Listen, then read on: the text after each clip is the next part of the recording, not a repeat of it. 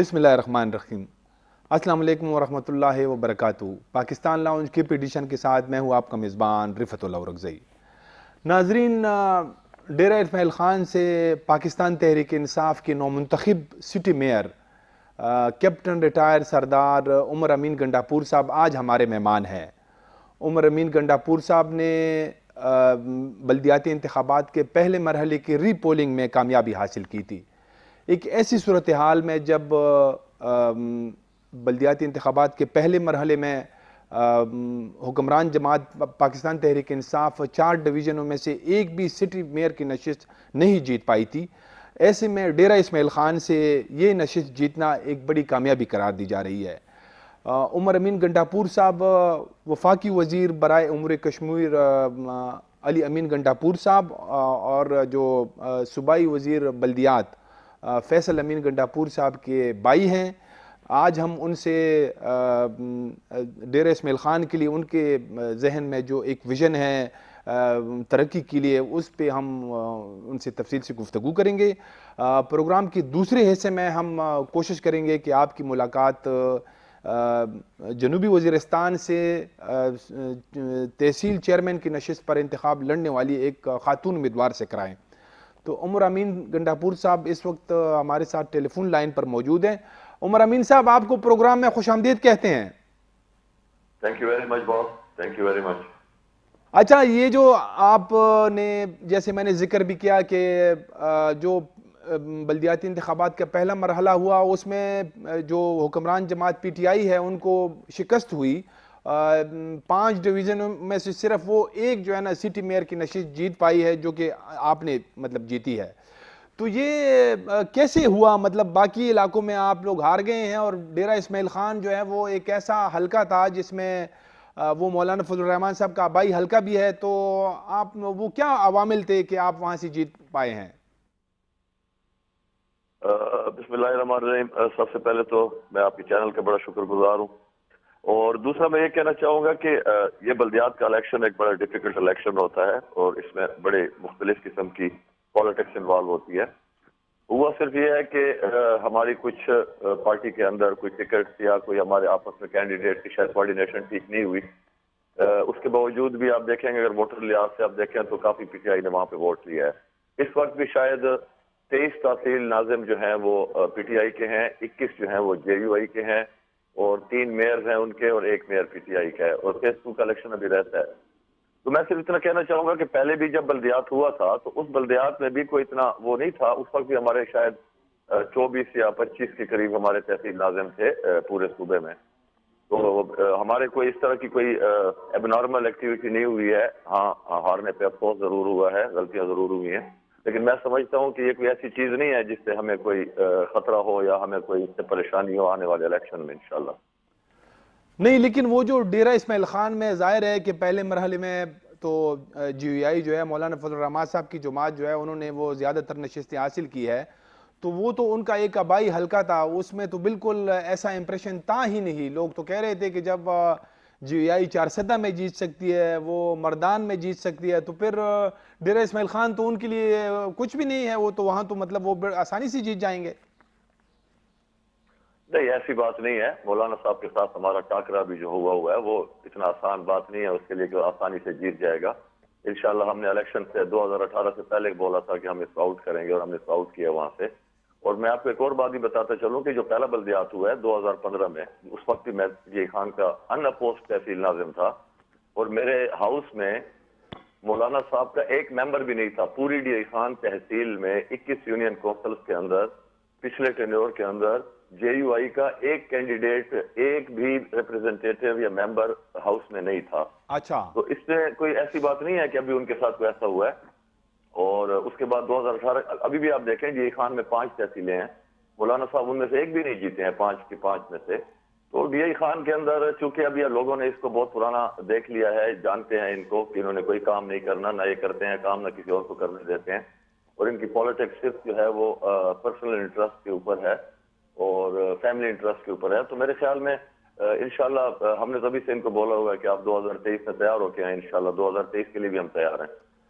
اچھا، آپ کے جو مخالفین ہیں وہ آپ لوگوں پہ الزام لگاتے ہیں کہ آپ لوگوں نے بہت پیسہ لگایا وہاں الیکشن میں، داندلی کی ہے، کیونکہ آپ کے جو ہے نا ایک بھائی وفاقی وزیر ہے جیسے میں نے ذکر کیا علی امین گنڈاپور صاحب، اور آپ کا جو بھائی صوبائی وزیر ہے فیصل امین، وہ بلدیات کا وہ بلدیات کے محکمہ ہے ان کے پاس نا.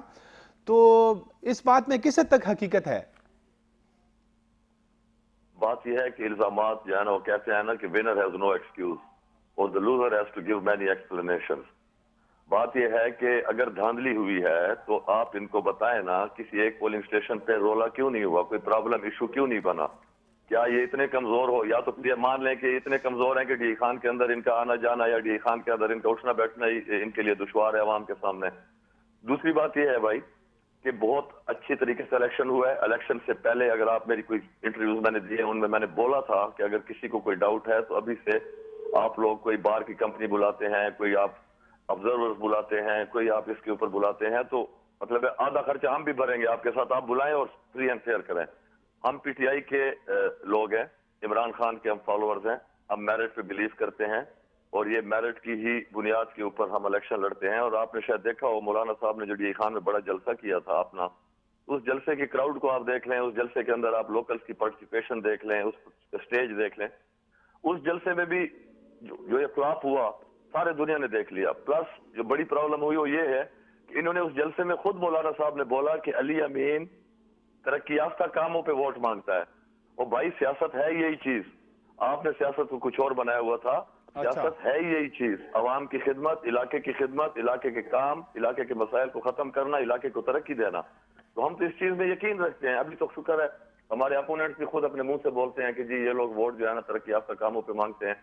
تیسری بات یہ ہے جناب کہ پیسے کے لحاظ سے مولانا فضل الرحمان صاحب کو ہر بندہ جانتا ہے، اس کے ڈونرز کو جانتا ہے، اس کے اسپانسرز کو جانتا ہے. ہم لوگوں نے الیکشن لڑا ہے، ہم تو 2018 کے الیکشن میں بھی ہم نے خود سے لڑا ہے الیکشن، اور اس دفعہ بھی ان کے لوگ آئے ہیں، انہوں نے اپنے خود آ کے مولانا صاحب نے جلسے کیے ہیں. ان کو قانونی طور پہ انہوں نے نوٹس دیے کہ آپ نہیں کر سکتے یہاں پہ جلسہ، انہوں نے پھر بھی کیا ہے. پبلک کے روڈز بند کیے، لوگوں کو اتنی تکالیف ہوئی. تو مسئلہ یہ ہے کہ اب یہ چیزیں اگر ہیں تو یہ جائیں ٹریبیونل ہے یا وٹ ایور جس طرح اچھا ہوتا ہے. ہم نے بھی دیکھیں یہ اس دھاندلی کے خلاف ایکشن لیا تھا، ایک بہت بڑا دھرنا دیا تھا. اس دھرنے سے پہلے ہم نے تمام عدالتوں سے رجوع کیے، ہم نے اپنا لیگل پروسیجر فالو کیا. تو اگر یہ کرنا چاہتے ہیں ہمیں کوئی اعتراض نہیں ہے. یہ سارے کے سارے پولنگ اسٹیشن دوبارہ کھلوانا چاہتے ہیں کھولیں، یہ جو دل ان کا کرتا ہے یہ کرے، ہمیں کوئی اعتراض نہیں ہے. اچھا یہ جو سرکاری وسائل کی آپ نے بھی بات کی، تو سرکاری وسائل کا استعمال تو ہوا ہے نا؟ وہ تو ظاہر ہے کہ آپ کے دو بھائی وزیر ہیں، انہوں نے سارے جو ہے نا الیکشن کے دوران اتنے سارے وسائل وہاں پہ استعمال کیے ہیں سرکاری، تو یہ بھی ایک قسم کی دھاندلی تو ہے نا؟ بھائی سرکاری وسائل آپ اس طرح استعمال کرتے ہیں کہ اگر سرکار کے تمام دفاتر آپ کے لیے کام کر رہے ہوں، ووٹ مانگ رہے ہوں، جلسے کر رہے ہوں، سرکار کی مشینری. اب اگر یہ سرکار کو یہ کہتے ہیں کہ پچھلے 7-8 سال سے جو ترقی یافتہ کام ہم اپنے شہر میں کر رہے ہیں، اپنے علاقے میں کر رہے ہیں، اور وہ سرکار کے فنڈ آتے ہیں، باقاعدہ طور پہ ڈپارٹمنٹس کو ملتے ہیں، ڈپارٹمنٹ سے وہ ٹینڈرنگ کے لیے جاتے ہیں. کے پی کے میں آپ کو پتہ ہے ای ٹینڈرنگ ہے، بہت اوپن پروگرام ہے. اس کے بعد اگر وہ کام ہوتے ہیں، اگر وہ اس کو سرکاری وسائل کہہ رہے ہیں تو ان کے پاس تو پھر بہت اچھے سرکاری وسائل تھے اپنے ٹائموں میں، کیونکہ ہماری تو بڑی غریب سی حکومت ہے، قرضوں میں ڈوبی ہوئی حکومت ہے، مہنگائی میں ڈوبی ہوئی حکومت ہے. تو جب ان کا وقت تھا تو وہ فنڈز یا وہ پھر کدھر جاتے تھے؟ عوام یہی تو ان سے پوچھنا چاہ رہی ہے، یہی تو عوام ان سے پوچھنا چاہ رہی ہے کہ جو آپ کی جنت کی باتیں آپ کرتے ہیں کہ ہمارے وقت ایسے تھے، تو اس وقت کے پھر یہ سرکار کی چیزیں، سرکار کے فنڈ جو عوام کے لیے آتے ہیں وہ کہاں پہ تھے؟ ہم اپنے عوام کو 1-1 روپے کا سرکاری فنڈ کے جواب دہ ہیں، اور انشاءاللہ قیامت والے دن بھی ان کے جواب دہ ہیں، اور انشاءاللہ اس دنیا بھی ان کے جواب دہ ہیں. ہم اپنے علاقے کی کوئی چیز انشاءاللہ ادھر ادھر نہیں ہونے دیں گے. اپنے علاقے کے حقوق کے لیے لڑتے رہے ہیں، لڑتے رہیں گے، اور انشاءاللہ اپنے علاقے کے پورے حقوق لے کے رہیں گے. اچھا الیکشن کمپین کے دوران آپ کے جو بڑے بھائی ہے علی امین گنڈاپور صاحب جو وفاقی وزیر امور کشمیر ہے، تو وہ تو بڑے دھمکیاں دیتے تھے کہ آپ جو ہے نا جو ہمیں ووٹ دے دیں، اگر کوئی اور یہاں سے جیتا ہے تو میرا بھائی جو ہے وہ بلدیات کا وزیر ہے، ہم تو فنڈ نہیں دیں گے. تو یہ کیا بات ہوئی؟ مطلب یہ تو آپ زبردستی جو ہے نا اس جیسے وہ دھمکیاں دے رہے ہیں آپ. برادر پہلے تو میں آپ کو تھوڑا سا کلیریفائی کر دوں کہ سب سے بڑا بھائی میں ہوں، میرے بعد فیصل ہے، اور پھر علی ہم سب سے چھوٹا ہے. اچھا ٹھیک ہے. اور دوسری بات میں آپ کو یہ بتانا چاہوں گا کہ یہ جو سیاسی میں نے پہلے بھی ایک جگہ پہ بولا ہے، یہ جو سیاست میں الیکشن کمپین کے دوران جلسے ہوتے ہیں، ان میں بڑکیں سڑکیں ہر کوئی مارتا ہے, کبھی ٹھیک ہوتی ہے کبھی غلط ہو جاتی ہے. صرف میں یہ کہنا چاہوں گا کہ آپ کو ہماری یہ سرکار کی چیزیں جو کہ دنیا دیکھ رہی ہے کہ علی امین ایک فیڈرل منسٹر ہے, دنیا کو پتا ہے سرکاری قانونی طور پہ کہ فیصل امین ایک پروونشل منسٹر ہے, لیکن آپ ان سے بھی تو پوچھیں نا بھائی کہ یہ جو مسجدوں کے اندر انہوں نے ہم پہ فتوے لگائے ہیں. ابھی اس دن ایک پروگرام ہوا ہے, مولانا صاحب خود اس میں بیٹھے ہوئے ہیں, اس میں مولوی صاحب کہہ رہے ہیں کہ جی جنہوں نے پی ٹی آئی کو ووٹ دیا وہ نکاح دوبارہ کریں, ہمیں یہودی کہتے ہیں یہ کہتے ہیں. تو یہ ایسی کوئی بات نہیں ہے, یہ ابھی مطلب ہے نا بزدلوں والی باتیں ہیں کہ اب یہ بزدلوں والی باتیں شروع کر دیں. خود ان کے لیے ہر چیز جائز ہے اور دوسروں کے لیے جو ہے نا ہر چیز ناجائز ہے. میں سمجھتا ہوں کہیں نہ کہیں علی امین نے اگر جذبات میں آ کے کوئی ایسی بات کی ہوگی تو وہ کوئی ایسی بات نہیں ہے کہ اس کے اوپر خدا نخواستہ کوئی ایکشن ہوا ہے یا اس کے اوپر ہم نے کسی کو آگے پیچھے کیا ہے یا ہم نے کسی کے فنڈ روکے ہیں. ہم فنڈز کے لحاظ سے علی امین کے کام اس سے آگے چلتے ہیں, جہاں علی امین جاتا ہے اس کے کام اس سے پہلے پہنچے ہوتے ہیں الحمدللہ. اور یہ ڈی خان کے لوگ اس کو دیکھ رہے ہیں. آپ دیکھیں گے 2013 میں ہم نے ان کو شکست دی, 2015 میں ہم نے ان کو شکست دی, 2018 میں ہم نے ان کو شکست دی, 2018 کی زندگی میں ہم نے ان کو شکست دی, 2022 میں ہم نے ان کو شکست دی. 5 الیکشن لگاتار یہ ہم سے ہار رہے ہیں اور یہ ابھی بھی تک یہی کہہ رہے ہیں کہ دھاندلی. تو آپ دھاندلی کو فالو کیوں نہیں کرتے؟ ہم لوگوں نے بھی تو دھاندلی کو فالو کیا, 2 سال عدالتوں میں لڑے, رپورٹیں کی, جلسے کیے, جلوس کیے, فائنلی دھرنا دیا اور جب کھلے تو سچ سب کے سامنے آ گیا. اگر یہ سمجھتے ہیں کہ اس طرح کا کوئی کام ہوا ہے تو میں بالکل آئی ایم اوپن اور میری جماعت اوپن ہے, پی ٹی آئی اس چیز میں یقین رکھتی ہے. یہ جو پولنگ اسٹیشن کھولنا چاہتے ہیں یا سارے کھولنا چاہتے ہیں یہ کھول لیں. اور میں آپ کو ایک اور بات بھی بتا دوں, 21 یونین کونسلز ہیں جناب ہماری, 21, اس میں سے 19 ہم نے جیتی ہیں. 19. اچھا, ایک یونین کونسل ہم کو 200-250 ووٹوں سے ہارے ہیں. ٹھیک, ایک ان کے گھر کی UCA جیتے ہیں. جی جی, ایسی کوئی بات نہیں ہے کہ یہ ابھی دھاندلی کی بات ہوتی ہے جہاں پہ کوئی کلوز کمپٹیشن ہو. ان کے ساتھ ہمارا کمپٹیشن ہی کوئی نہیں تھا. آپ پرانے لوگ لے لیں, ہم نے جب داخلہ کیا تو لوگوں نے ہمیں مبارکباد دے دی. وہ اس سے اتنا لوکل لوگ اور علاقے کے لوگ اس سے اتنے بدظن ہیں کہ وہ بالکل ابھی آپ دیکھیں کہ یہ تو لوگوں کے سامنے ملنے کا نہیں ہے. اس سے آپ پوچھیں نہیں ڈی خان میں پھرتا کیوں نہیں ہے, یہ جب جلسہ کرتا ہے تو اپنے سے 200 گز لوگوں کو دور کیوں رکھتا ہے, کسی کو ہاتھ کیوں نہیں ملاتا. تو مسئلہ یہ نہیں ہے. اب مسئلہ یہ کہ پالیٹکس چینج ہو گئی ہے. عمران خان کی جو 22-25 سال کی جدوجہد تھی, جو عوام کو اس نے ایک ویژن دیا, جو عوام کو اس نے ایک راستہ دکھایا کہ بھائی آپ کا حقوق ہیں, آپ کا ملک ہے, یہ ہماری قوم ہے, ہماری دھرتی ماں ہے, تو اس کے اوپر لوگ ابھی ویژن ان کا بڑا کلیئر ہو گیا ہے. اب لوگوں کو پتہ چل گیا ہے. اور اگر سیاست میں یہ چیز یہ کہتے ہیں کہ غلط ہے کہ آپ بتائیں کہ جی اس نے یہ غلط کیا یا اس نے یہ ٹھیک کیا, تو کوئی ایسی بات نہیں ہے. آج یہ چیز بھی نہیں مان رہے, یہ خود اپنے آپ کو مذہبی لیڈر کہتے ہیں. آپ دیکھیں ڈراؤن حملے ان کے دوران ہوتے رہے, ان کے سگنیچر ان پہ موجود ہیں. انہوں نے کون سا اس کے لیے کام کیا؟ کشمیر کمیٹی کے چیئرمین رہے ہیں اتنا عرصہ. آپ بتائیں نا کس اسپیچ میں یہ کشمیر کے لیے لڑے ہیں, کس جگہ پہ انہوں نے کھڑے ہو کے ان چیزوں کی باتیں کی ہیں. یہ سب باتیں ہیں. اب مولانا صاحب کو چاہیے کہ وہ اپنے پالیٹکس پہ توجہ دے, یہ دین سے تھوڑا سا دین کو اپنے گھر میں رکھے, کیونکہ دین کے جو لوگ ہیں وہ ہمارے علماء کرام, ہمارے جو امام مساجد ہیں, ہمارے جو مذہبی لیڈرز ہیں, ماشاءاللہ وہ بہت کمپیٹنٹ ہیں, بہت پڑھے لکھے ہیں, دین کے اوپر کلیئر ہیں. وہ ہماری قوم کو, ہمارے بچوں کو انشاءاللہ صحیح ڈائریکشن میں گائیڈ کر رہے ہیں. اور اب جو مولانا صاحب کا مذہب ہے یا دین ہے, ہم ساری سے اس کے اوپر جو ہے نا ڈی خان کے لوگ ابھی اس سے بیوقوف بنیں گے اور نہ پاکستان کے لوگ. اچھا, یہ جو اب کچھ ڈی خان کے حوالے سے کچھ سوالات کرتے ہیں, جو ڈیرہ اسماعیل خان ہے, ظاہر ہے کہ وہ ایک بڑا پسماندہ جو ہے نا علاقہ ہے. تو آپ کا اب یعنی آپ کا کیا ویژن ہے ڈیرہ اسماعیل خان کے لیے؟ اب آنے والے دنوں میں آپ کے ذہن میں کیا جو ہے نا ایسا خاکہ ہے کہ جس کے ذریعے سے جو ہے نا وہ علاقہ ترقی کر سکتا ہے؟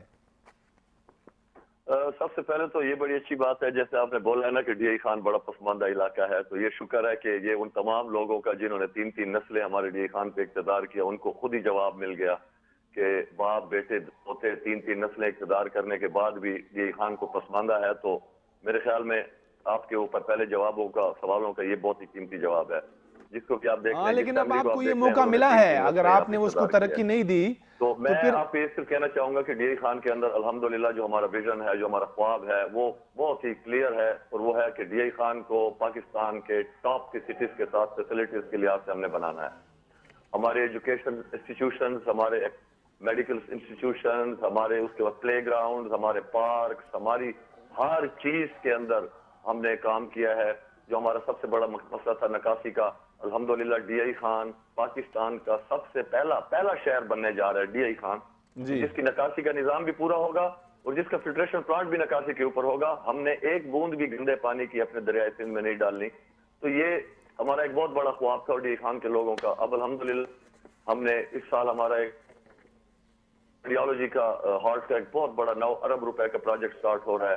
ہمارا چلڈرن اور بچہ ہاسپٹل جو ہے وہ ہمارا ایک بہت بڑا 4 ارب روپے کا انشاءاللہ سٹارٹ ہو رہا ہے. اس کے علاوہ ہمارے ملٹی پروجیکٹس، ہمارے فلائی اوورز ہیں. الحمدللہ ڈی آئی خان کے جو پروجیکٹس ہیں یا جو ڈی آئی خان کا کام ہے اس کے اوپر پی ٹی آئی کی گورنمنٹ میں پچھلے 7-8 سال میں اتنا کام ہوا ہے کہ ہم ان کے 70-80 سالوں کے ساتھ انشاءاللہ اس کو کمپیئر کر سکتے ہیں. اور انشاءاللہ میں آپ کو بتا دوں کہ 70-80 سالوں میں 5% کام بھی نہیں ہوا جو ہمارے ان 7-8 سالوں میں ہوا ہے. اچھا اچھا سردار صاحب، یہ جو 2019 کا لوکل باڈیز ایکٹ ہے تو یہ اس میں اختیارات اتنی نہیں ہے جیسے پہلے 2013 کا جو ایکٹ تھا، اس میں کافی سارے ادارے جو ہے وہ آپ لوگ یعنی وہ جو یہ نیا نظام ہے اس کے ماتحت تھے. اب اس میں میرے خیال میں 6-7 ادارے جو ہے نا وہ رہ گئے ہیں. اس میں انتظامی اختیارات بھی نہیں ہے، فائنینشیل پاور جو ہے اس میں بھی 10% کی کٹوتی کی گئی ہے. تو یہ جو ایک عمران خان صاحب کا ویژن تھا کہ جو لوکل باڈیز ہے یا بلدیاتی ادارے ہیں وہ لوگوں کے مسائل جو ہے وہ ڈور سٹیپ پہ حل کرائیں گے، تو کیا وہ جو یعنی ان حالات میں جب ان میں اتنے اختیارات نہیں ہیں، کیا آپ لوگوں کے مسائل اس میں حل ہو پائیں گے؟ دیکھیں جی، سب سے پہلے تو میں آپ کو ایک بات کلیئر کرنا چاہتا ہوں. میں نے پہلے بھی ایک ٹینیور کاٹا ایز اے تحصیل ناظم، اور میں آپ کو وہ بھی بتا دوں کہ میرا وہ ٹینیور ان اپوزڈ میں آیا تھا. ان اپوزڈ ڈی خان کی تحصیل کے 21 یونین کونسلوں کے اندر اچھا کسی جماعت نے، کسی بندے نے، کسی لوگوں نے، کسی نے میرے خلاف کاغذ ہی نہیں جمع کرائے تھے الحمدللہ. حالانکہ اس میں 7 ممبرز جو تھے وہ پیپلز پارٹی کے تھے، ایک اچھا اے این پی کا تھا اور باقی ہم تھے. تو میں آپ کو صرف ایک بات کرنا چاہوں گا کہ میں جو ہے نا، میں لوکل لیول پہ پالیٹکس کرتا ہوں، میں اپنے ڈسٹرکٹ لیول پہ پالیٹکس کرتا ہوں، اور میں اس چیز پہ یقین رکھتا ہوں کہ جو بھی آپ کو کام سونپا جائے آپ نے اس کا جواب دینا ہے. اختیارات تو اب اس طرح ہے کہ ایک کونسلر بھی کہے گا کہ مجھے بھی عمران خان جتنا اختیارات مل جائیں، یا چیف منسٹر جتنا مل جائیں، M N A M P A جتنا مل جائیں. تو بیسیکلی یہ کوارڈینیشن ہوتی ہے، یہ کمبینیشن ہوتا ہے. کسی بھی ٹیم کے اندر آپ دیکھیں گے تو وہ ٹیم جب بھی جیتے گی یا سکسیس اس ٹیم میں آئے گا تو کمبینیشن ہوگا، ون مین شو نہیں ہوتا. اچھا تو ہم نے اپنے ہی دائرے میں رہ کے جو بھی اختیارات گورنمنٹ ہمیں دے گی، جو بھی وہ کریں گے، وہ بڑے سمجھدار لوگ ہوتے ہیں جو بڑے ہیوی اوپر لیول کے اوپر بیٹھ کے فیصلے کرتے ہیں. تو میرے خیال میں جو بھی ہمیں رسپانسبلٹی ملے گی ہم نے اسی رسپانسبلٹی کو پورا کرنا چاہیے. اور اختیارات تو اللہ معاف کرے، اب لوگ کتنے مانگنا چاہتے ہیں، کتنے ہونا چاہتے ہیں، جتنے بھی وہ دے دیں پھر بھی کم ہوں گے. لیکن میں سمجھتا ہوں کہ میں اس چیز کے اندر، میں نے پہلے بھی اس کی طرف کنسرن نہیں کیا، ابھی بھی میں اس چیز میں کنسرن نہیں ہوں. اور وجہ یہ ہے کہ میں سمجھتا ہوں کہ جو بھی رسپانسبلٹی آپ کو اپنی کرسی کے مطابق، آپ کو اپنی پوسٹ کے مطابق، لوگوں کی ریپرزنٹیشن کے مطابق جو بھی رسپانسبلٹی آپ کو اپنے دائرے کے اندر ملتی ہے آپ اس کے جواب دہ ہوتے ہیں. اچھا، آپ کا تعلق تو ظاہر ہے کہ حکمران جماعت سے ہیں، لیکن جو پہلے مرحلے کی یعنی 5 ڈویژنوں میں جو الیکشن ہوا اس میں ظاہر ہے کہ جو جمعیت علماء اسلام ہے، مولانا فضل الرحمان صاحب کی جماعت، وہ جو ہے نا سبقت لے گئی ہے، وہ میجورٹی پارٹی کے طور پر سامنے آئی ہے. ابھی دوسرا مرحلے کا انتخاب جو ہے وہ 2 ڈویژنوں میں ہونا ہے، وہ تقریباً 18 اضلاع ہے. تو یہ ایک ایسا تاثر ہے کہ یہاں پہ حکومت تو پی ٹی آئی کی ہے، تو پی ٹی آئی کوشش کرے گی کہ مطلب بلدیاتی اداروں کو زیادہ اختیارات نہ دیں، کیونکہ ظاہر ہے سارے ان کے مخالفین ہیں، اپوزیشن کے لوگ ہیں، وہ پھر کام کرائیں گے تو اس طرح وہ اپنا ووٹ بینک بڑھائیں گے. نہیں، آپ پھر میں آپ کو وہی بات کروں گا کہ ابھی تک تو بہت سارے ضلعوں میں الیکشن رہتا ہے، اور ابھی بھی میں نے آپ کو بتایا ہے کہ اس وقت 23 پی ٹی آئی کے تحصیل ناظم ہیں، 21 جے یو آئی کے ہیں، اور ان کے ہم سے ابھی وہ زیادہ ہیں، میئر زیادہ ہیں. لیکن میں نہیں سمجھتا کہ اس طرح کی کوئی بات ہوگی. عمران خان کا ویژن بڑا کلیئر ہے. آپ ہماری پچھلے 5 سال کی گورنمنٹ کو دیکھ لیں، اس میں پرویز خٹک صاحب جب تھے اور ہماری بڑی کمزور سی حکومت تھی کے پی کے میں، لیکن اس کے باوجود اس نے اپوزیشن کے ایم پی ایس کو بھی فنڈ دیے، ان کے علاقوں میں بھی کام ہوئے ہیں، اور الحمدللہ ابھی بھی یہی ہماری روٹین ہے. تو میں یہ نہیں سمجھتا کہ اس طرح کی ٹارگیٹنگ ہوگی یا اس طرح کی کوئی مسئلہ ہوگا کسی بھی تحصیل ناظم کو، کیونکہ پہلے بھی ہمارے ساتھ ہمارے سے زیادہ لوگ تحصیل ناظم رہ چکے ہیں، اور الحمدللہ ان کے 4 سال کے ٹینیور میں کسی قسم کا کوئی گلہ نہیں آیا، کسی قسم کا کوئی ان کا ہم سے شکوہ نہیں ہے. تو میں یہ سمجھتا ہوں کہ انشاءاللہ اس دفعہ بھی جو بھی لوگ الیکٹ ہوئے ہیں، چاہے وہ جس جماعت کے بھی ہوں، جن کو لوگ الیکٹ کر کے آگے بھیجتے ہیں، میں سمجھتا ہوں کہ ان کو پورا حق ہے اپنے لوگوں کو ریپرزینٹ کرنے کا، اپنے بھرپور تعاون کے ساتھ. اور انشاءاللہ ہماری گورنمنٹ کی طرف سے کوئی ایسی بات نہیں ہوگی کہ ان کو کسی قسم کا ایشو ہو اور ان کو جو اختیارات دیے جائیں یا فنڈ دیے جائیں ان میں کوئی مسئلہ ہو. آپ بار بار عمران خان صاحب کی ویژن کی بات کرتے ہیں تو پھر اس پہ میرے پاس بہت سارے سوالات ہیں، لیکن میں اس طرف جانا نہیں چاہتا. اگر ویژن کی بات ہوتی تو پھر تو آپ لوگ جیت جاتے نا. تو یہ تو آپ لوگ ہار گئے ہیں نا. عمران خان صاحب کی ویژن تو اس کو تو لوگوں نے پہلے مرحلے میں ایسا سمجھنے کی مسترد کر دیا ہے. نہیں، یہ آپ پھر میں آپ کو یہی بات بتا رہا ہوں کہ بلدیات ایک بڑا ڈفرینٹ قسم کا الیکشن ہوتا ہے، اور جو جنرل الیکشن ہوتا ہے وہ ایک بڑا ڈفرینٹ الیکشن ہوتا ہے. بلدیات کے اندر، برادریوں کے اندر، محلوں کے اندر، قوموں کے اندر یہ لوگ آپس میں ہم لڑ جاتے ہیں الیکشن نیچے لیول کے اوپر، اور پھر ہمارے ذات کے اختلافات بیچ میں آ جاتے ہیں، اور ان ذاتی اختلافات کی وجہ سے لوگ پھر ایک دوسرے کو سپورٹ کرتے ہیں. تو بلدیات کے الیکشن کو، چونکہ یہ لوکل باڈی الیکشن ہے اور یہ لوکل لوگوں کا اور برادریوں کا اور محلوں کا اور اس لیول کا الیکشن ہے، تو اس کے اندر اس الیکشن میں اور اس الیکشن میں بہت بڑا فرق ہے. میں نے آپ کو پہلے بھی عرض کیا کہ پچھلی دفعہ بھی جب گورنمنٹ تھی تو ہمارے سے زیادہ تحصیل لازم جو تھے وہ باقی جماعتوں کے تھے. اس کے باوجود آپ نے دیکھا کہ ہم نے 2/3 میجارٹی کے ساتھ 2018 میں کے پی کے میں سویپ کیا، اور انشاءاللہ اس دفعہ بھی کوئی ایسی پریشانی کی بات نہیں ہے. جہاں جہاں ہمارے کینڈیڈیٹس ہارے ہیں وہاں پہ پارٹی کے نئے کینڈیڈیٹس لانچ کیے گئے ہیں، پارٹی کے ورکرز کو لانچ کیا گیا ہے. اور الحمدللہ میں تو یہی کہوں گا کہ جو میرے آس پاس کے علاقے ہیں جہاں پہ ہمارا 13,000 ووٹ تھا وہاں پہ 26,000 ہو گیا ہے، جہاں پہ ہمارا مطلب 10,000 ووٹ تھا وہاں پہ 20,000 ووٹ پی ٹی آئی کے کینڈیڈیٹ نے نکالا ہے. تو کسی قسم کی ہمیں اس بات میں کوئی پریشانی نہیں ہے کہ ہمارا 2023 کے الیکشن کے اوپر ان چیزوں کا کوئی فرق آئے گا. ہمارے کے پی کے اندر کام بڑے زور شور سے شروع ہیں، شروع تھے، شروع رہیں گے انشاءاللہ. یہاں پہ ہم نے عمران خان کے ویژن کو فالو کیا ہے. کے پی کے لوگوں نے، یہ بھی لوگ کہتے تھے کہ کے پی کے میں کبھی دوسری گورنمنٹ نہیں آئی، لوگوں نے دیکھا ہے کہ دوسری گورنمنٹ 2/3 میجورٹی کے ساتھ ماشاءاللہ آئی، اور انشاءاللہ نیکسٹ گورنمنٹ بھی ہماری 2/3 میجورٹی کے ساتھ آئے گی کے پی کے میں، کیونکہ کے پی کے لوگ نے یہ پروف کر دیا ہے ترقی، خوشحالی مانگتے ہیں، اپنے بچوں کے روزگار کے مواقع مانگتے ہیں، اور اپنے علاقے کے اندر امن اور ترقی مانگتے ہیں. تو جب انہوں نے یہ کر لیا اور پی ٹی آئی نے 2013 سے 2018 میں ان کو دکھایا، تو انہوں نے 2018 میں ہمیں الحمدللہ آپ نے دیکھا ہے کہ بہت بڑے ایک انعام کے طور پہ اور ایک بہت بڑی اپریسیشن کے طور پہ لوگوں نے ہمیں فالو کیا اور ہمیں سپورٹ کیا ہے. انشاءاللہ کوئی ایسی بات نہیں ہے. 2023 کا الیکشن بالکل سامنے نکر پہ کھڑا ہوا ہے. میں سب کو کہہ رہا ہوں تیاری کرو. انشاءاللہ کے پی کے اندر 2023 کے الیکشن میں کے پی ٹی آئی اور عمران خان کا ویژن پھر انشاءاللہ ہیٹرک کرے گا. یہ تو 2023 میں معلوم ہوگا نا کہ کون جیتے گا. ابھی تو جو بلدیاتی انتخابات میں آپ لوگ ہار گئے ہیں تو ایسے تو کوئی ہمیں اثرات نظر نہیں آتے. بہرحال میں اس میں جانا نہیں چاہتا، لیکن آپ یہ سمجھتے نہیں ہیں کہ جو لوگوں کے مسائل ہے وہ کتنی زیادہ ہیں. آپ کو شاید، آپ تو اشرفیہ سے آپ کا تعلق ہے، آپ کو یہ معلوم نہیں ہے کہ اب جو ہے نا وہ مہنگائی کس حد تک پہنچی ہے. جو عام کھانے پینے کی چیزیں ہیں، چینی ہے، آٹا ہے، سبزیاں ہیں، یہ آپ کو نہیں معلوم کہ یہ جو ہے نا ان کے ریٹ کہاں سے کہاں پہنچ گئے ہیں. تو پیٹرول کی دیکھیں آپ، دن بدن جو ہے قیمتیں بڑھ رہی ہے. جو باقی چیزیں ہیں، جو بنیادی یعنی عام لوگ، جس کا مطلب عام غریب طبقہ جو ہے جس کو مطلب ضرورت ہے، وہ چیزیں جو ہے روز بروز بڑھ رہی ہے. بجلی کی قیمتیں دیکھیں، ہر جو ہے نا ہفتے 2 ہفتے میں وہ 3-4 روپے بڑھتی ہے. تو آپ سمجھتے نہیں ہیں کہ حکومت جو ہے وہ فیل ہو گئی ہے، اس وجہ سے جو ہے نا آپ لوگوں کو پہلے مرحلے میں ووٹ نہیں پڑا ہے. میں اس چیز کو تھوڑا سا ڈیفرنٹ اینگل سے دیکھتا ہوں، اور ایک پاکستانی کے نظریے سے جب میں اس چیز کو دیکھتا ہوں تو وہ بہت ہی آپ لوگوں کے ویژن سے تھوڑا سا ہٹ کے ہے.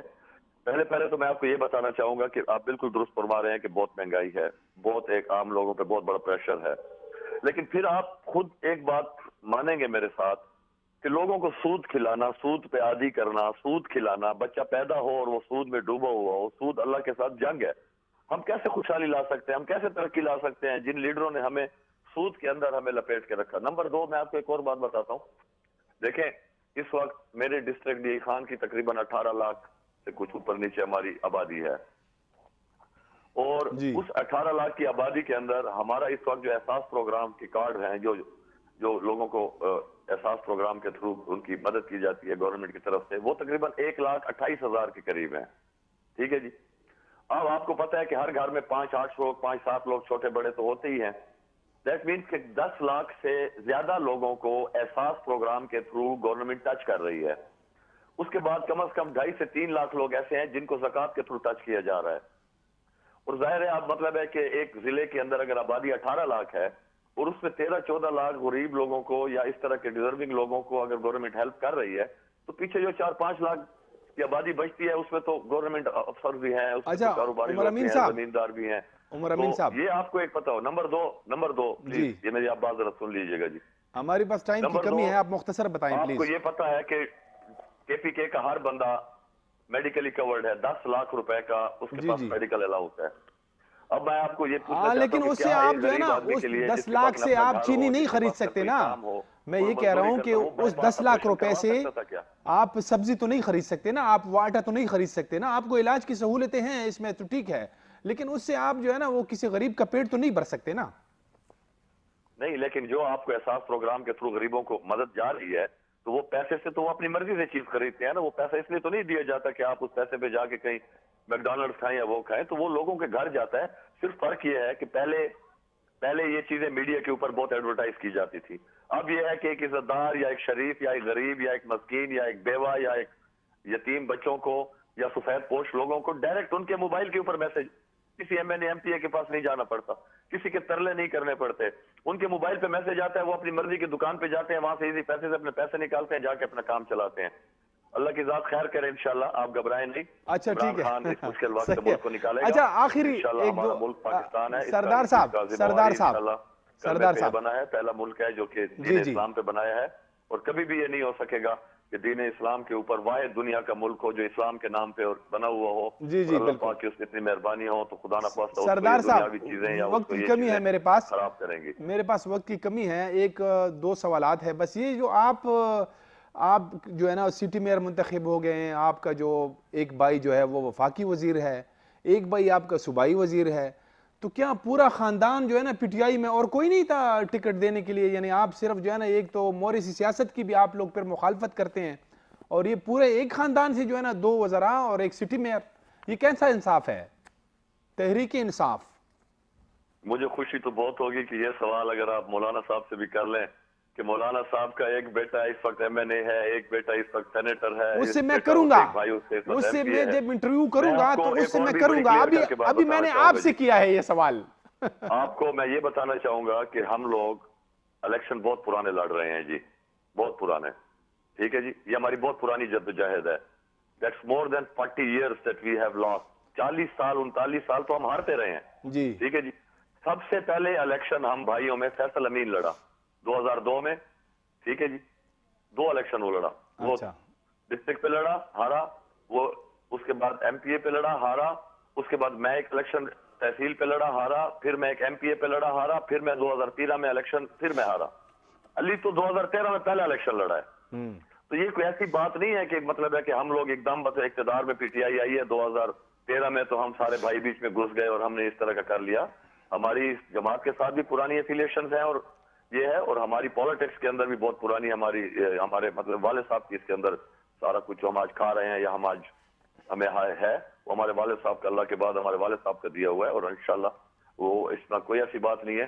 اور میں سمجھتا ہوں کہ جب لوگ آپ کو الیکٹ کرتے ہیں، آپ کو آگے کرتے ہیں، لوگ آپ کو پش کرتے ہیں، تو کوئی چیز آپ میں وہ گٹس ہوتے ہیں، وہ آپ کے اندر وہ اتنی وہ ہوتی ہے کہ لوگوں کو آپ کے اوپر اتنا اعتبار آتا ہے. میں نے آپ کو سمپل بتایا کہ جی سردار صاحب، پچھلا 14-15 کا الیکشن میں لڑا ہوں تحصیل ناظم پہ. میں ان اپوز تھا. جی جی 5 بالکل. بجٹ میں نے پاس کیے ہیں، 5 بجٹ، اور پانچوں بجٹ 1 سائیڈڈ ہوئے ہیں. نو کرٹیسزم، کوئی بحث نہیں ہوئی، کوئی کسی نے اس کے اوپر اعتراض نہیں کیا. وقت کی کمی ہے میں سردار سمجھتا ہوں صاحب کہ یہ ہمارے چیزیں پاس، پلیز. اتنی جب ہم برابری کی بنیاد پہ چلتے ہیں تو اسی وجہ سے لوگ ہمیں سپورٹ کرتے ہیں، اسی وجہ سے لوگ ہمیں محبت کرتے ہیں. اچھا آخری سوال سردار صاحب، یہ تھوڑا سا ذاتی سا سوال ہے کہ آپ کے جو علی امین صاحب ہے ان کی بھی جو ہے نا ماشاءاللہ بڑے بڑے لمبے بال ہے، اور آپ کا جو فیصل امین صاحب ہے اس کی بھی بال ہے اور آپ کی بھی ہے. تو یہ کوئی جو ہے نا آپ لوگوں کا شوق ہے یا کوئی یہ خاندانی جو ہے نا روایت ہے؟ یہ بس ایسی جو ہے نا ایک سوال ہے میرے ذہن میں. چلے میں اس کا جواب بھی آپ کو دے دیتا ہوں. بیسیکلی ایک تو میں آپ کو یہ بتا دوں کہ ہم سید ہیں، اور اللہ ہمارا بہت لمبا شجرہ حضرت علی سے چلتا ہے. ہم گیسو شاہ دراز کی اولاد ہیں، اور وہ بابا گیسو شاہ دراز مشہور اسی پہ تھا کہ اس کے بڑے بال تھے. اور میں آپ کو ایک مزے کی بات یہ بھی بتا دوں کہ ہمارے بچے جب چھوٹے ہوتے ہیں 5-7 سال کی عمر تک، تو بڑی مشکل سے ان کی ہم ہیئر کٹ کرواتے ہیں. اور کبھی میں یہ بھی آپ کو بتا دوں کہ سوتے ہوئے ان کی ہم ہیئر کٹ کراتے ہیں. اچھا، تو بالوں کے بارے میں میرے خیال میں وہ ہماری وہ گیسو شاہ دراز بابے والی شاید وہ ایسی لت ہے کہ ہم بڑے کیجول ہیں اس کے بارے میں، بال کاٹنا اور یہ کرنا. وہ ہماری شاید آپ یہی سمجھ لیں کہ شاید وہ ایک فیملی یا وہ اپنا پیچھے بلڈ لائن میں جو ایک چیز ٹریول کر رہی ہے شاید وہ. اچھا سردار عمر امین گنڈاپور صاحب آپ کا بہت بہت شکریہ, آپ نے ہمیں وقت دیا. ناظرین ایک بریک لیتے ہیں, بریک کے بعد دوبارہ آئیں گے تو آپ کی ملاقات جو ہے ایک جنوبی وزیرستان سے تعلق رکھنے والی خاتون امیدوار سے کرائیں گے. ہمارے ساتھ رہیں.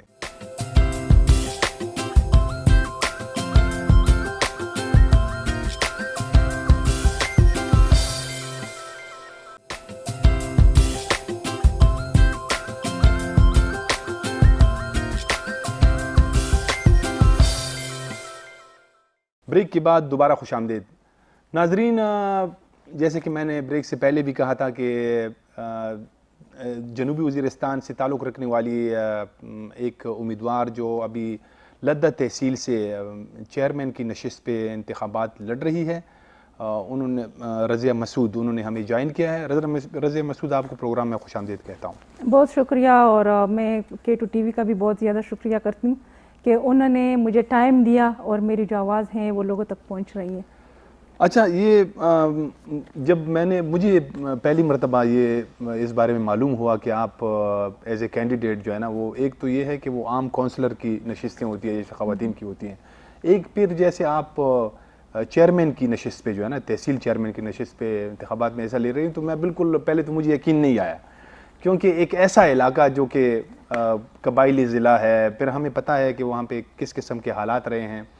تو پہلے تو یہ بتائیں کہ آپ نے یہ کیسے فیصلہ کر لیا کہ آپ اتنے بڑے جو ہے نا ایک عہدے کے لیے وہاں سے آپ نے لڑنے کا فیصلہ کیا؟ میں آپ کو یہ بتاتی چلوں کہ وزیرستان میں پہلی خاتون صحافی ہوں جنوبی وزیرستان سے جنہوں نے باقاعدہ صحافت میں آنے کا فیصلہ کیا تھا. اور یہ فیصلہ جو میں نے کیا تھا یہ بھی بہت مشکل اور ناممکن تھا ایک طرح سے لوگوں کے لیے. کوئی بھی یہ یقین نہیں کر سکتا تھا کہ ایک فیمیل جو ہے وہ میڈیا پہ آ سکتی ہیں یا اپنے علاقے کے فیلڈ میں وہ کام کرتی ہیں اور اپنے علاقے کے جو ایشو ہیں اس کو ہائی لائٹ کر سکتی ہیں.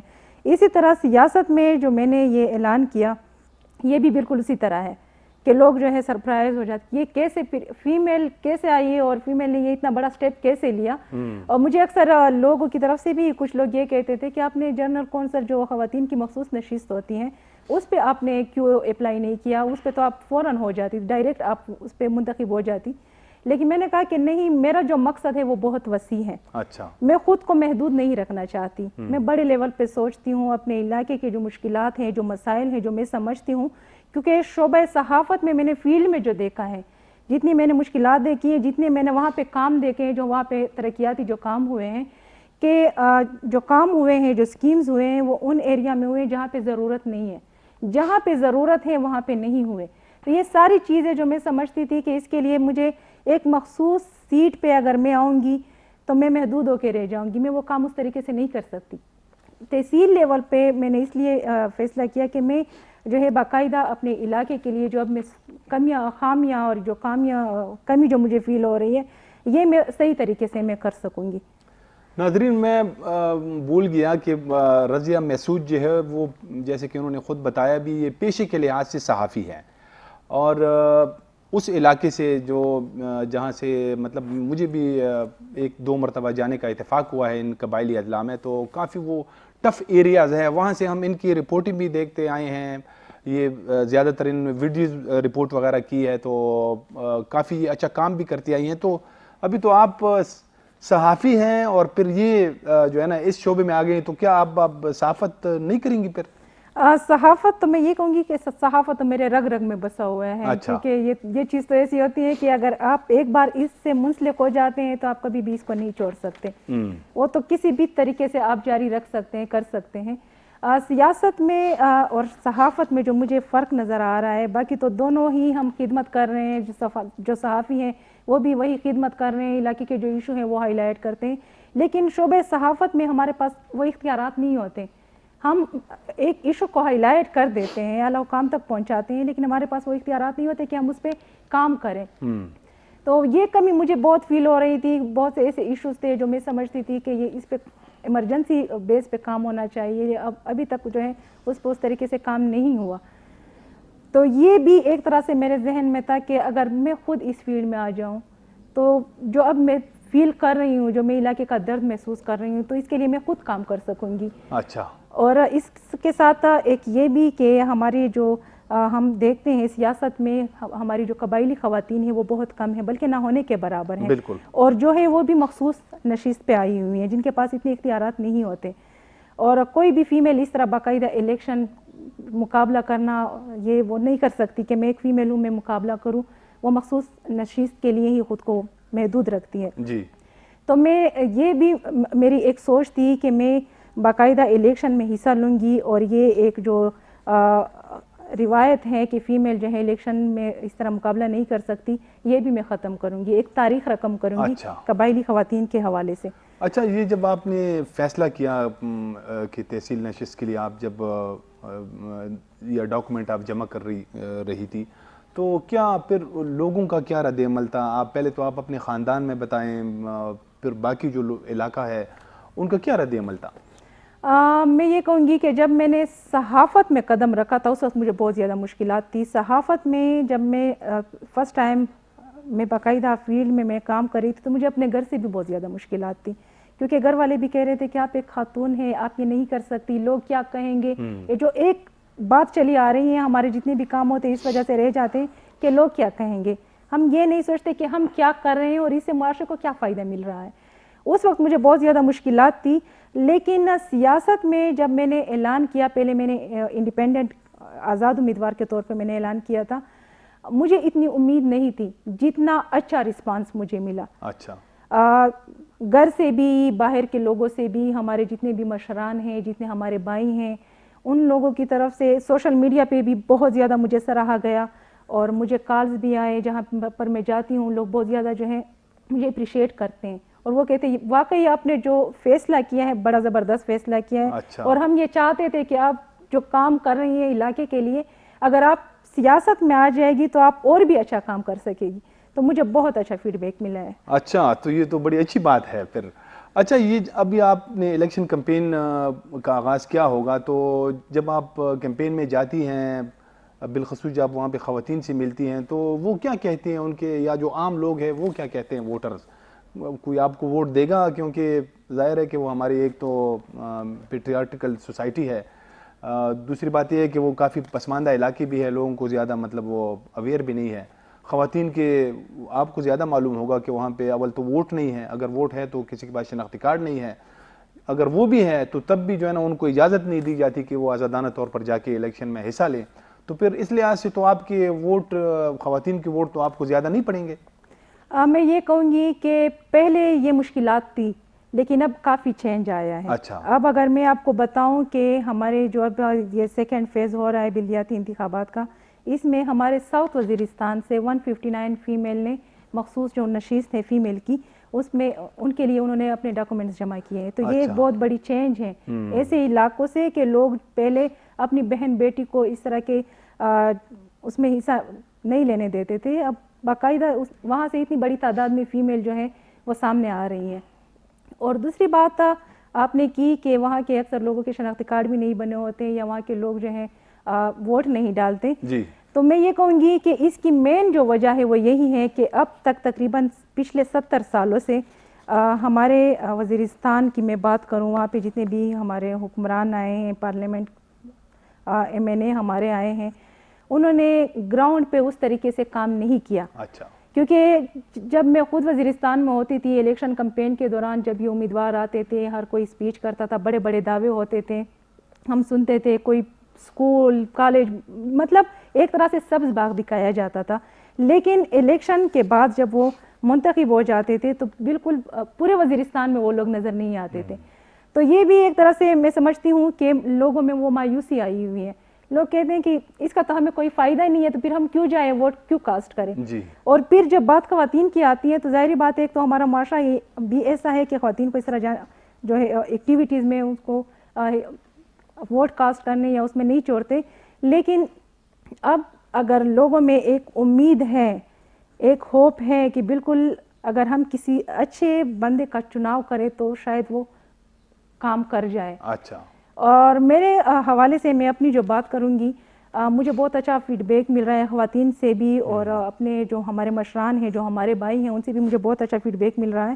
وہ یہ کہتے ہیں کہ شعبہ صحافت میں بھی ہم نے آپ کو دیکھا ہوا ہے کہ آپ کتنے مخلصی کے ساتھ کام کرتی ہیں. میں نے تو صرف شعبہ صحافت سے ہٹ کے میں سماجی فلاح و بہبود میں بھی میں نے بہت وہ کیا ہے, جتنا مجھ سے ہو سکتا تھا کہ اپنے علاقے کے لیے میں کام کروں, جہاں پر میں دیکھتی تھی کہ غریب لوگ ہیں, ولنریبل ہیں, ان کو ضرورت ہے اور میں کر سکتی تھی اپنی پرسنل کیپیسٹی پہ, میں نے ان کے لیے کام کیا ہے. تو گراؤنڈ پہ جو کام ہوتا ہے لوگ وہ دیکھتے ہیں اور لوگ یہ بھی دیکھتے ہیں کہ واقعی اگر اس کو ہم چنیں گے تو یہ کام کر لیں گے. فیڈ بیک تو اب تک بہت اچھا آ رہا ہے, باقی آگے دیکھتے ہیں کیا ہوتا ہے. یعنی آپ کو یقین ہے کہ آپ کو لوگ ووٹ دیں گے؟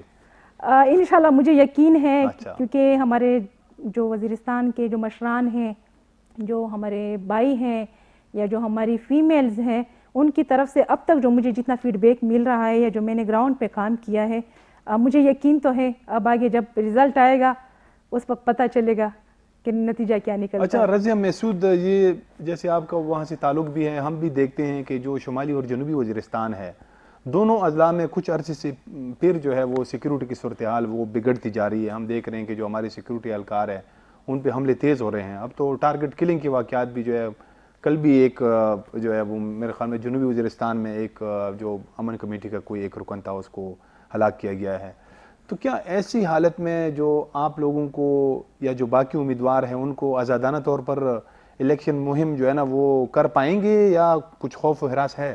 اگر حالات کی ہم بات کریں, کیونکہ یہ ٹرائبلز ایریا جتنے بھی ہیں یہ کبھی بھی مکمل طور پہ پرامن نہیں رہے. اچھا, پھر بھی لوگ جو ہے اپنی کوشش کر رہے ہیں, اپنا کام انہوں نے جاری رکھا ہوا ہے. تو حالات کی تو ہم کوئی گارنٹی نہیں دے سکتے, کبھی بھی نہیں دے سکتے, کیونکہ جب آپریشن کے بعد ہم لوگ واپس وزیرستان گئے اور کچھ حد تک ہم یہ سمجھتے تھے کہ واقعی امن آ گیا ہے, کیونکہ ایسے واقعات نہیں ہوتے تھے. لوگوں میں ایک وہ خوشی کی لہر تھی کہ ہم اب جو ہے مستقل امن آ گیا ہے. لیکن اب پھر سے جو ہے وہ ایسے حالات ہو رہے ہیں, ٹارگٹ کلنگ وغیرہ یہ ہو رہے ہیں. لیکن اگر ہم اس کو لے کے اپنا کام چھوڑ دیں تو کبھی بھی ہمارا جو علاقہ ہے وہ ترقی نہیں کر سکتا. ہم لوگ اپنی کوشش کریں گے, اپنی جو ہماری سٹرگل ہے وہ ہم جاری رکھیں گے. باقی جو ہے حالات تو ویسے بھی ان علاقوں میں یعنی آپ کا مطلب یہ ہے کہ یہ جو حالات ہیں بھی اپنے اوپر حاوی نہیں کریں گے, آپ نے پھر بھی نکلنا ہے. بالکل, اگر ہم بیٹھ جائیں تو کبھی بھی ہم ترقی نہیں کر سکتے. یہ حالات جو ہیں, یہ اس طرح کا جو سوچ ہے دہشت گردی کے حوالے سے, اس کو ہم نے چینج کرنا ہے. ایجوکیشن کے سائڈ پہ جو ہے ہم نے زیادہ فوکس کرنا ہے, کیونکہ جب تک ہماری میل اینڈ فیمیل جو ہے یہ ایجوکیٹ نہیں ہو جائیں گے تب تک میں سمجھتی ہوں ہم ایسے ہی پسماندہ رہیں گے. آپ صحافی بھی ہیں, آپ نے خود کہا بھی کہ وہ آپ نے وہاں کام بھی کیا ہے, تو اگر آپ جیت جاتی ہیں تو کیا ویژن ہے آپ کا جنوبی وزیرستان کے لیے؟ کوئی ایک دو ایسے غیر معمولی کام جو آپ کہیں گے آپ سمجھتی ہیں کہ جو ہے نا وہ آپ کریں گی, آپ کا کوئی پلان ہے, وہ کیا ہے؟ پلان تو میں یہ کہوں گی کہ جتنے بھی وزیرستان کو اگر ہم دیکھیں وہ مکمل طور پہ کچھ بھی گراؤنڈ پہ کچھ نہیں ہوا. ایک ٹی وی پہ ایک امیدوار کی پہ ہم انٹرویو میں سن رہی تھی, ہمارے وزیرستان کا تھا. اس کی انٹرویو سن رہی تھی, امیدوار نہیں ورکر تھے, کسی پارٹی کے ورکر تھے. تو وہ یہ کہہ رہے تھے, میں پارٹی کا نام اس لیے نہیں لینا چاہوں گی کیونکہ میں یہ ضروری نہیں سمجھتی. تنقید برائے اصلاح یہ جو ہے میں اچھا سمجھتی ہوں, لیکن تنقید برائے تنقید جو ہے میرا مقصد نہیں ہے. وہ ٹی وی پہ بیٹھ کے یہ بات کر رہا تھا کہ ہمارے وزیرستان میں 80% جو ہے 80% وہاں پہ کام ہو چکے ہیں, ترقیاتی کام ہو چکے ہیں, اور وہ بڑے فخر سے اور اس انداز سے کہہ رہا تھا. جب میں نے اس کا انٹرویو دیکھا تو مجھے بہت افسوس ہوا کہ ہم اپنی پارٹی کو لے کے اپنے علاقے کے لوگوں کے ساتھ کتنی بڑی ناانصافی کر رہے ہیں. یہ جو انٹرویو ہے یہ صرف ان کے پارٹی کے جو ورکر ہیں یا جو حکمران ہیں وہ تو صرف ان کو نہیں دیکھتے, باقی لوگ جو ہیں وہ بھی اس کو سنتے اور دیکھتے ہیں. تو یہ ان لوگوں کے زخموں پہ جو ہے نمک چھڑکنے کے برابر ہے. کیونکہ وزیرستان میں جتنا بھی کام ہوا ہے اب تک ڈاکومنٹیشن کی حد تک ہوا ہے, گراؤنڈ پہ کام نہیں ہوا. اگر گراؤنڈ پہ تھوڑا سا بھی کام ہوا ہوتا تو اب حالات بدل چکے ہوتے. تو اس طرح کے جو بیانات ہوتے ہیں میں خود بھی اس کے خلاف ہوں, کیونکہ گراؤنڈ ریئلٹیز پر جو ہے بات کرنی چاہیے. کسی بھی پارٹی کو لے کے اس کی خوشنودی حاصل کرنے کے لیے اتنے زیادہ لوگوں کو اپنے علاقے کو نقصان نہیں پہنچانا چاہیے. تو کیا جیسے وہ مطلب کیا ایسے مسائل تو ویسے وہاں پہ بہت سارے ہیں، لیکن جو آپ سمجھتی ہیں کہ وہ 1 2 3 4 ایسے مسائل ہیں کہ جس کے حل کرنے سے جو ہے نا وہاں پہ ترقی آ سکتی ہے، لوگ جو ہے نا وہ سکھ سانس لے سکتے ہیں؟ میں یہ کہوں گی کہ سب سے پہلے ایجوکیشن. اچھا. ایجوکیشن یہ ہے کہ وہاں پہ ہمارے وزیرستان میں اب تک جتنے بھی اسکول بہت زیادہ ہیں. میں یہ نہیں کہوں کہ گورنمنٹ کے جو بلڈنگز ہیں اس کی کمی ہے. ایسے ایریا میں گئی ہوں کہ جہاں تک میں خود سوچ بھی نہیں سکتی کہ یہاں پہ بھی اسکول ہو سکتے ہیں. گورنمنٹ کی بلڈنگز موجود ہیں، لیکن وہی بات ہے کہ گوسٹ امپلائیز ہیں، اسکول نان فنکشنل ہیں، اور جو ایک طرح سے تاثر دیا جاتا ہے کہ قبائلی اضلاع کے جو لوگ ہیں وہ فیمیل ایجوکیشن کے خلاف ہیں یا وہ ان کو تعلیم حاصل نہیں کروانا چاہتے. لیکن گراؤنڈ ریئلٹیز جو ہے وہ مختلف ہیں. ہمارے لوگ چاہتے ہیں کہ ہمارے اسکول آباد ہو جائے، ٹیچرز آ جائے اور ہماری بچیاں جو ہیں وہ تعلیم حاصل کریں.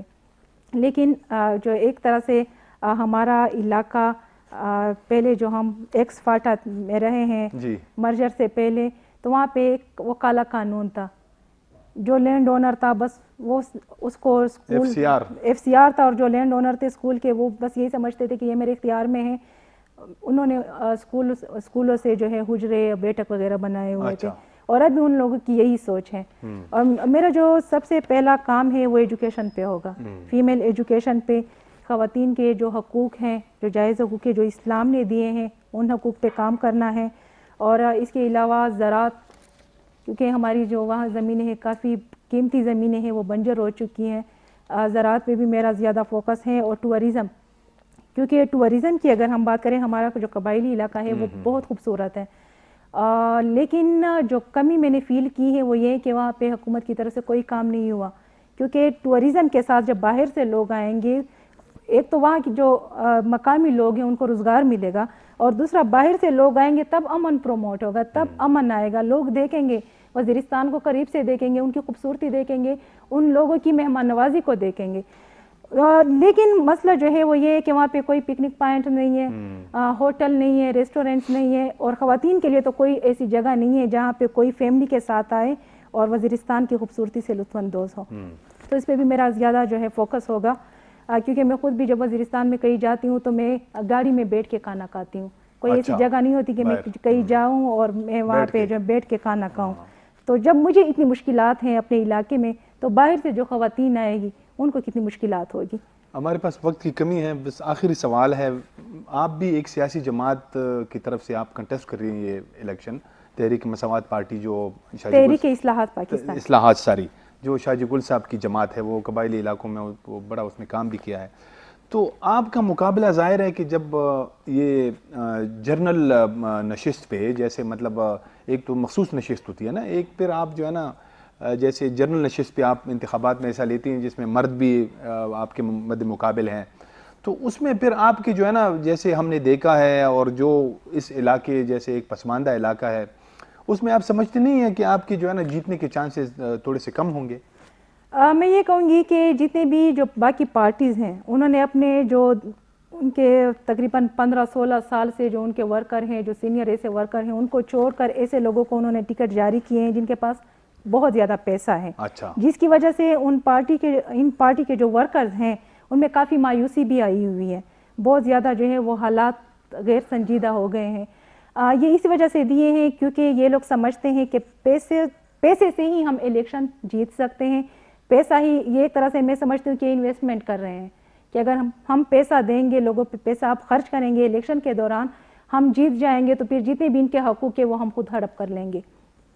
لیکن میں سمجھتی ہوں کہ یہ مشکلات مجھے بہت ہوگی، بہت زیادہ جو ہے چیلنجز کا مجھے سامنا بھی کرنا پڑے گا، کیونکہ ایک تو میں فیمیل ہوں اور پھر ایک ایسے علاقے سے ہوں، اور دوسری جو میری پارٹی ہے یا ان لوگوں کے جو پارٹی کے جو ورکر ہیں، جو امیدوار ہیں جن کو انہوں نے ٹکٹ جاری کیے ہیں، ان کے پاس بہت زیادہ جو ہے پیسہ ہے.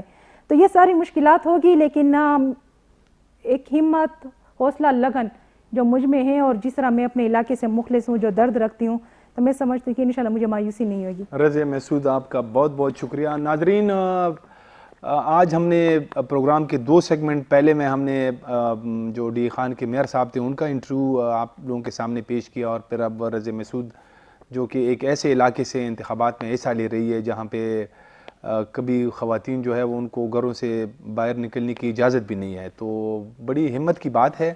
اس کے ساتھ ہی پروگرام کا وقت اب ختم ہو چاہتا ہے. اجازت دیجیے. خدا حافظ.